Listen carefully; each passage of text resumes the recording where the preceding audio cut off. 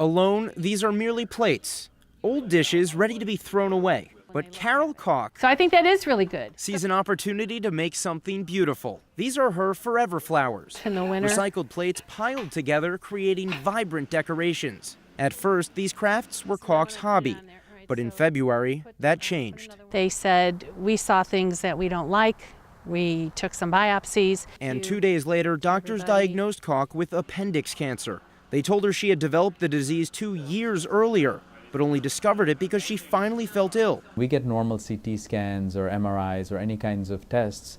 We're not able to see this. Dr. Kiran Taraga, a surgeon at the University of Chicago, treats Koch. He says appendix cancer is rare, with fewer than 2,000 new diagnoses in the U.S. each year. We haven't run into one person that when I told them I had appendix cancer that they had heard of it before. It's also hard to detect. This is like specks of dust on the paint on the walls. Because the appendix is so thin, it has a propensity to burst out of the appendix. By the time Koch's doctors diagnosed her, the cancer had spread throughout her abdomen. My chances aren't as great as I would have hoped they would have been. Went home and had a good cry. And then an unimaginable phone call to her 3 children. It totally came out of left field. But the Koch family quickly wiped away their tears. We got busy doing research. And while looking for answers, Carol Koch returned to what made her smile.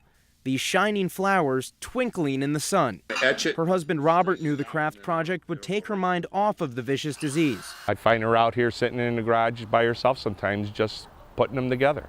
But they've become so much more than a distraction. Mom would even say, oh, I have all these, I don't think we can sell them. And we're like, what? Everybody wants them. So the whole family got involved, churning them out by the dozens. They sell for $35, and you can buy one Saturday from 11 a.m. until 2 p.m. at 1264 Eagle Crest Drive in Lamont. All proceeds go toward appendix cancer awareness and researching a cure for this disease. Whether how long I have, if I leave this earth with people know a little bit more about appendix cancer and someone can think about it, then it's a good thing. It's brought her family closer together. We sit and we talk, we laugh. Picking out color schemes and designs. But Mom has the final say. I think that is really good. I'm the CEO on this one. A lot of people say, why me, but she hasn't really said that. The grandmother of 7 just keeps smiling instead. I'm very blessed because I have a support system that just goes on and on and on. And she says, you know, I spent my life teaching my children how to live. Now I got to teach them how to die. Fighting with grace and perseverance. To date, the Kochs have raised nearly $10,000. Carol and her family have crafted nearly 300 of these pieces. They're all unique in every way except one. The phrase Forever 2017 etched into each piece of artwork. It's a small, lasting reminder of Carol Koch, whose legacy cannot be measured. In Lamont, Jesse Kirsch, ABC 7 Eyewitness News. Before the fans file into Wrigley Field, before the Cubbies step up to the plate, there's a serenity within the friendly confines. But vendor Val Capone is already working hard. It's the best job I've ever had in my life. The gig, selling beer to the masses from this cart at Wrigley Field. It can be really exhausting. The hours can feel a little long when you're out in the sun all day, but you know, it's just the magic of Wrigley Field that makes every day worth coming to work. It's so exciting. It doesn't even feel like work. But definitely a workout for the vendors hawking in the stands. Hey, do silent beer! Try hollering to the crowd with as many as 48 beers plus ice around your neck. And that's like about 30 pounds of weight right in front of you, going up and down all these stairs all day long. They don't drag their feet either. It's as if there's a beer vending ballet, a swarm of baby blue shirts zipping through the stands. When one vendor dashes away, another appears, ready for a single pour or a double, and eventually a pilgrimage to the commissary for a whole new case of beer. Capone says it's a mental exercise too. You definitely have to be quick with math. I can do beer vending math in my sleep. Essential in a commission business where time is money. The more you hustle, the more you make. But this veteran vendor of 12 years has her priceless moments too. She grew up half a block from Wrigley Field, shared Game 4 of last year's World Series with her dad, and has season tickets, despite the fact she's working the games. We get to be a part of history every single day that we're here. Let's not forget she helps the fans have a great time too.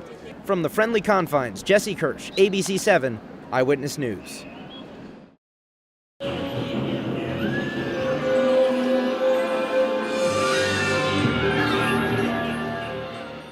In a quiet Orland Park neighborhood, on an average street, listen closely, and you just might hear screams in the distance. Welcome to the Shirley House of the Dead. Since I've been very small, I've always loved Halloween. And my husband, unfortunately, had to like my hobby with me.